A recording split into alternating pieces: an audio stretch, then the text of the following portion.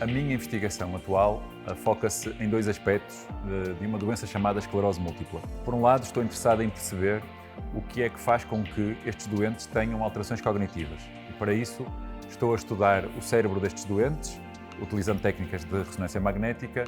Por outro lado, estou também interessado em perceber as alterações imunológicas que estão associadas à doença. Desde o princípio da minha prática clínica, em que eu, paralelamente, comecei também a fazer os meus estudos do meu doutoramento, percebi que era necessário casar estes dois mundos e trazer a inovação que se fazia no laboratório e o conhecimento mais aprofundado que temos do funcionamento do sistema nervoso e das doenças do sistema nervoso para a prática clínica, para melhorar a qualidade de vida dos doentes.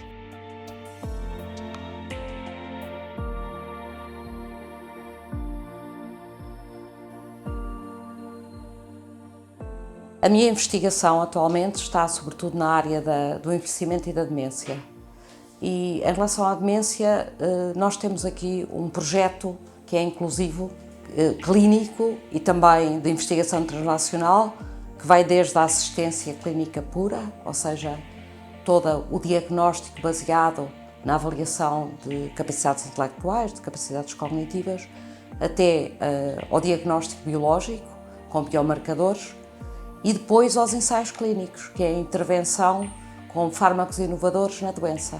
O meu interesse da medicina foi especificamente pela neurologia e especificamente pelo cérebro. Eu sempre tive uma grande curiosidade pelos processos mentais, porque nós chamamos funções nervosas superiores, e portanto, quando eu vim para a medicina, eu vim especificamente para esta área, a área do meu interesse. Pelo envelhecimento da população, o número de casos de demência é muito elevado, é um dos grandes gigantes geriátricos neste momento e, portanto, nesse sentido, eu acho que fui para uma área em que posso ser útil, tanto na perspectiva da assistência como da perspectiva da investigação. No início da minha carreira, aliás, quando eu fiz o internato de neurologia, eu gostava muito desta área e pretendia desenvolvê-la e pedi para realizar alguns estágios.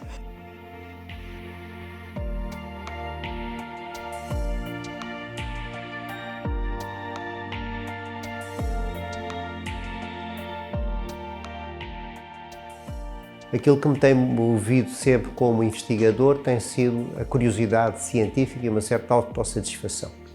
O âmbito da minha investigação em doenças neuromusculares é amplo, mas está muito centrado, sobretudo, na esclerose lateral amiotrófica, as doenças do neurónio motor. Relativamente aos temas de investigação mais intenso na esclerose lateral amiotrófica, neste momento, estamos muito centrados na recolha de dados com uso de sensores dos doentes, que é um tema bastante atual, e a sua interpretação destes dados que são multidimensionais com instrumentos de inteligência artificial. Isto também está integrado num grande projeto europeu chamado Brain Teaser. Por outro lado, mantemos uma atividade na neurofisiologia, nomeadamente na neurofisiologia da medula espinhal, mas também noutros temas da neurofisiologia, e estamos ainda muito atentos e produzimos investigação de forma muito regular nas áreas das manifestações clínicas e das suas particularidades na doença, de forma a categorizar os doentes em grupos que tenham um prognóstico diferente. O dia-a-dia é dividido em várias tarefas. Por um lado, sou médico e, portanto, vejo bastantes doentes quer com patologia neuromuscular, às vezes não só. Parte do tempo no processo, é gasto ou despendido ou investido no processo de investigação. E, por outro lado, eu próprio também faço alguns trabalhos científicos, enfim, de meu próprio moto, portanto, do meu próprio cunho. E, terceiro, sou docente da Faculdade de Medicina, sou professor da Faculdade de Medicina.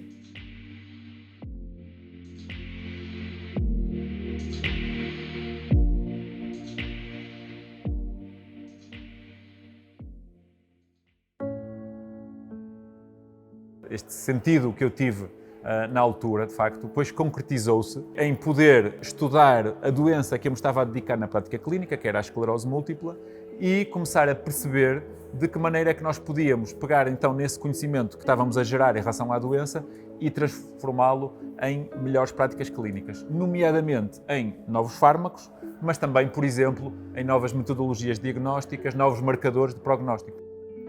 Quando eu comecei aqui na Escola de Medicina, nós tínhamos um desígnio que era ter um currículo altamente inovador em relação àquilo que se fazia na altura nas 5 escolas médicas que então já existiam. Esse currículo era um currículo que era centrado no estudante. Nós dizíamos aos estudantes quais eram os objetivos de aprendizagem, discutíamos com eles esses objetivos e, durante umas semanas, era o aluno que ia guiar o seu processo de aprendizagem. Decidimos, em 2017, iniciar um novo processo de reforma porque decidimos criar um currículo ainda mais inovador, se assim posso dizer, um currículo que chamamos MinMD, que é centrado no paciente e não no estudante, embora continue a pôr o estudante no papel principal. Mas tem aqui um triângulo que é o professor, o estudante e, sobretudo, o doente que nós trouxemos aqui para a cena. E porquê é que ele é centrado no doente? Porque a aprendizagem nos 2 primeiros anos do curso é baseada em casos clínicos, portanto, os estudantes aprendem os conteúdos necessários para resolver os casos e, portanto, têm logo um contacto com a clínica, com as apresentações, com a semiologia, com os diagnósticos, logo desde o princípio, e a semana de trabalho de cada estudante está estruturada em função daquele caso, portanto, em função daquele paciente. Realizei um estágio muito importante no Centro de Estudos Egas Muniz com o professor Castro Caldas, na área da neuropsicologia, e depois eu, posteriormente, abri aqui um laboratório de neuropsicologia em que a gente começou a desenvolver também a avaliação neuropsicológica, sobretudo muito no âmbito da demência. E também porque nós fomos envolvidos em projetos internacionais, expandimos-nos para outras áreas neurológicas e neste momento, por exemplo, em relação a biomarcadores de doença de Alzheimer, nós somos o centro escolhido por várias instituições do país, vários hospitais nacionais.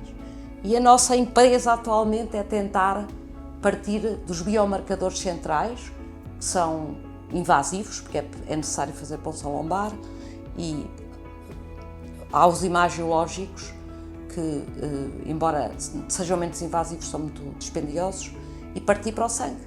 Portanto, conseguir o diagnóstico de certas doenças, nomeadamente a doença de Alzheimer, através de uma análise de sangue. Tal como a área do cancro, a área de demência tem tido progressos enormes no desenvolvimento de biomarcadores. Se a neuropsicologia na área de demência é muito importante, portanto, se estamos a falar de situações em que há perda de capacidades, obviamente a caracterização, através do estudo neuropsicológico, desse declínio é fundamental, não é? Mas como em todas as doenças, nós gostamos de ter marcadores objetivos. No passado, e ainda agora, os critérios diagnóstico de demência, para nós termos o diagnóstico definitivo, é através de análises de sangue. Mas toda a investigação e inovação no diagnóstico tem sido pelo desenvolvimento de biomarcadores que nos possibilitem um diagnóstico mais exato em vida, não é?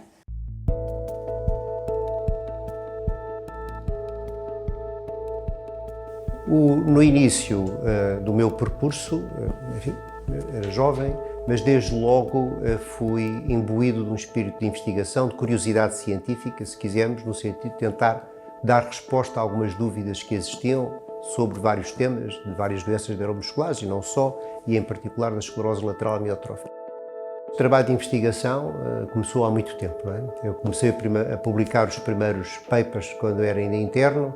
Primeiro até foi um paper da área cerebrovascular, que não é a minha área atual, um caso clínico, como é assim que se começa em geral, e depois fui efetuando artigos de investigação e, aliás, um dos primeiros papers internacional que publiquei como coautor, mas que tive um trabalho muito, enfim, afincado, foi até o uso da plasmaferese não seletiva no tratamento da chamada doença dos pezinhos e, portanto, a partir daí fui estando sempre interessado na produção de artigos e de investigação científica. A minha filosofia, enquanto médico e investigador, é que os médicos, primeiro, devem estar a fazer, tanto quanto possível, algum tipo de investigação, porque isso lhes permite questionar mais o que estão a fazer, ou seja, o fazer investigação é um treino para questionar o que estamos a fazer e isso é meio caminho andado, passo a expressão, para sermos melhores. O que me move enquanto investigador são duas coisas. Uma está no princípio e outra no fim. O que está no princípio é uma curiosidade natural. Portanto, eu sou naturalmente curioso e acho que isso é um dos bons princípios para ser investigador. Portanto, é se questionar e tentar perceber sempre um bocadinho melhor porque é que as coisas são assim, como é que elas funcionam. O que é que está no fim, do outro lado? Está o melhorar a qualidade de vida dos doentes. Portanto, ajudar os doentes e as pessoas que não estão doentes, todos nós podemos eventualmente ser, portanto, melhorar a qualidade de vida, ajudar as pessoas que estão doentes. Juntando a curiosidade com a necessidade e a vontade de melhorar a qualidade de vida, a investigação surge como o caminho para ir de um lado ao outro. Nesta relação próxima com pessoas que fazem só investigação, é quase instintivo. Habituámos-nos a isto, desde que entrei neste serviço que fazemos isso.